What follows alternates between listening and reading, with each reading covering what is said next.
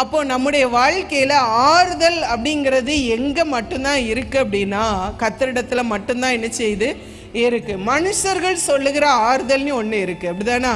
மனுஷர்கள் சொல்கிற ஆறுதல் நமக்குள்ள ஒரு திருப்தியை உண்டாக்குமா அப்படின்னா உண்டாக்காது.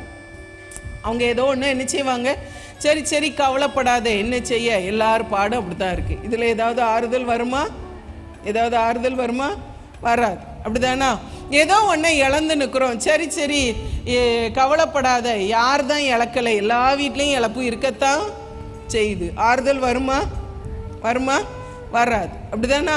அப்போ என்னதான் மனிதர்கள் பேசினாலும் நமக்கு அது ஆறுதல் என்ன செய்யாது, வராது. அப்போ நம்ம வாழ்க்கையில் இருக்கிற சஞ்சலம் தவிப்பு எல்லாம் மாறி சந்தோஷமும் மகிழ்ச்சியும் கேட்கும்படி கர்த்தர் செய்யணும் அப்படின்னு சொன்னா கர்த்தரே நமக்கு ஆறுதல் செய்கிறவராக மாறும். கர்த்தர் தான் நமக்கு ஆறுதலை தர முடியும்.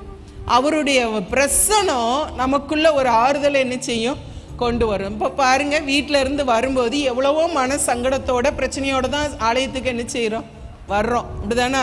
இங்கே வந்து உட்கார்ந்து பாடல் ஆராதனை இதெல்லாம் அப்படியே ஜெபங்கள் இதெல்லாம் செய்ய செய்ய செய்ய நம்மையும் அறியாமல் நமக்குள்ள ஒரு விடுதலை என்ன செஞ்சுக்கிட்டே இருக்கும், வந்துக்கிட்டே இருக்கும். சில நேரங்களில் பாடலில் இருக்கிற ஏதோ ஒரு வரி நமக்குள்ள ஆறுதலை என்ன செஞ்சிடும், கொண்டு வந்துடும்.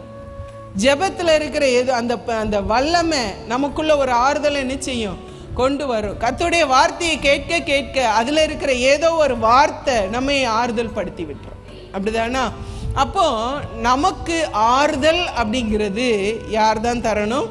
கர்த்தர் தரணும். வேதமும் சொல்லுகிறது கர்த்தர் சீயோனுக்கு ஆறுதல் செய்கிறவர்.